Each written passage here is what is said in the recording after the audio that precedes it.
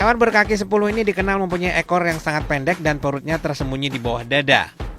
Tubuh kepiting dilindungi oleh kerangka luar yang sangat keras, tersusun dari kitin dan dipersenjatai dengan sepasang capit. Kepiting umumnya memiliki 4 pasang kaki gerak yang terdiri dari karapas, perut, capit, dan 2 pasang kaki gerak. Di Indonesia, budidaya kepiting sebagian besar berada di perairan Payau yang merupakan pertemuan antara air laut dan air tawar.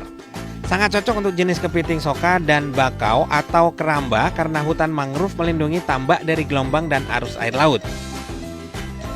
Softshell crab atau kepiting soka memiliki cangkang dan kulit yang lembut sehingga seluruh tubuhnya bisa dimakan. Wih!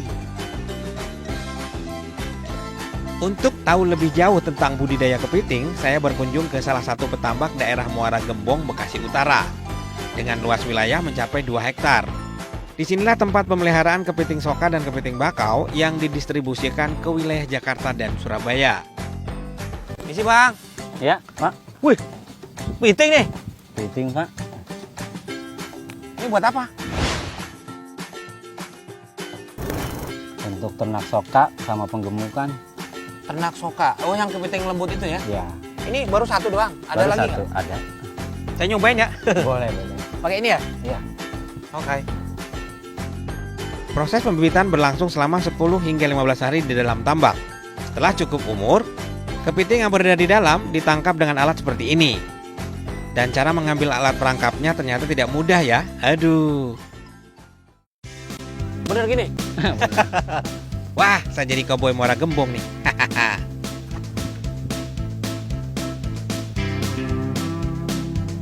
Wih, ini berat nih bang. Dapat nggak ya? Bismillahirrahmanirrahim. Mudah-mudahan dapat gede, amin ya Allah. Wah, nih, apa ini bang? Ular. Belut. Hah? Belut? Oh belut.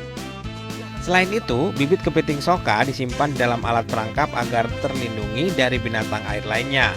Contohnya ya belut ini. Ih.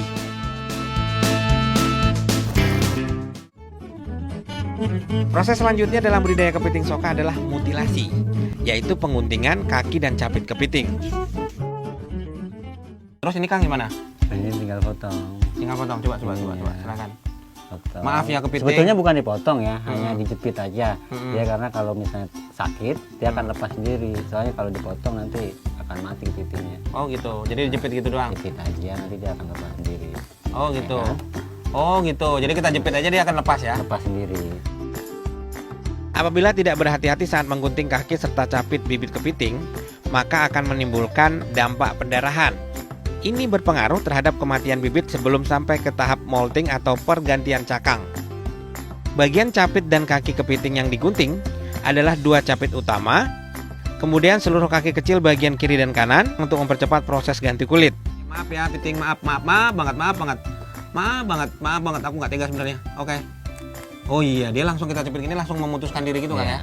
Jadi memang tidak perlu dipaksain. Dia kita cepit bagian sini saja, ini seperti ini. Ini satu udah copot sih sebenarnya kan. Nah ini dia udah copot. Kepiting selanjutnya dimasukkan ke dalam keranjang atau kotak soliter yang terpisah-pisah agar selama pergantian kulit kepiting tidak saling menyerang dan akan memudahkan pada saat pemberian umpan setiap harinya. Terus ini langsung nih, taruh gini. Kita masukin situ. Oke, sampai ketemu ya Yuyu. Yuyu. Sampai ketemu ya kepiting sampai 20 hari ke depan. Setelah masa pemeliharaan selama 15 hari, kepiting akan melalui proses molting, yaitu terlepasnya cangkang dari tubuh.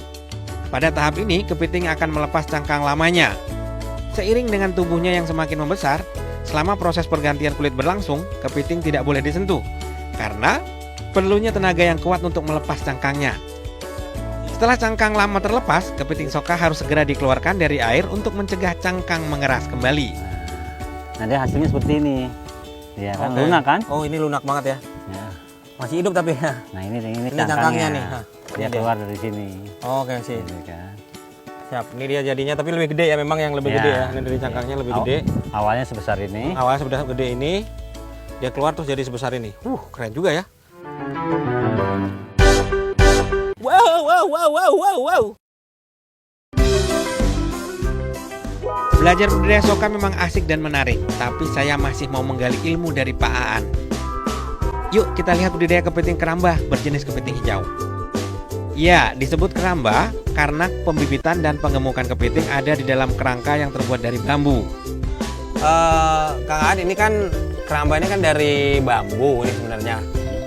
Kenapa harus dibuat bambu gini sih? Apa kenapa nggak jaring aja? Kan penting nggak keluar gitu atau gimana sih? Kalau misalnya jaring itu dia habis tergigit.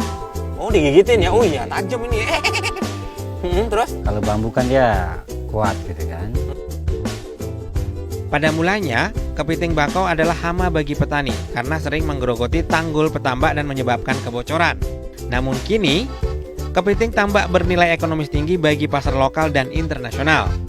Kang Aan, ini kan ada peraturan menteri ya soal ekspor impor gitu kan, ada beberapa macam ini lagi kan. Terus sebenarnya yang standar ekspor impor itu segini ini udah masuk belum? Udah masuk. Oh, ini udah masuk ya. Jadi ngukurnya gimana? Apa berat? Berat, dari berat. Oh gitu. Ya kan, dari berat. Itu 350 gram, ya kan, up paling kecil ya kan. Ini udah masuk. Bagi keberlangsungan ekosistem air, Menteri Kelautan dan Perikanan menerbitkan peraturan menteri untuk mengatur ukuran dan berat badan hewan laut yang boleh ditangkap dan diperjualbelikan, seperti kepiting, lobster, dan rajungan. Lobster harus memiliki ukuran panjang lebih dari 8 cm dengan berat lebih dari 300 gram. Sementara itu, untuk kepiting adalah memiliki ukuran lebar karapas 15 cm atau dengan berat lebih dari 350 gram. Sedangkan untuk rajungan, ukuran lebar karapas 10 cm atau berat lebih dari 55 gram. Terakhir, kepiting soka yang boleh dikonsumsi memiliki ukuran berat lebih dari 150 gram. Dan jangan lupa, kita tidak boleh menangkap hewan yang masih dalam kondisi bertelur ya.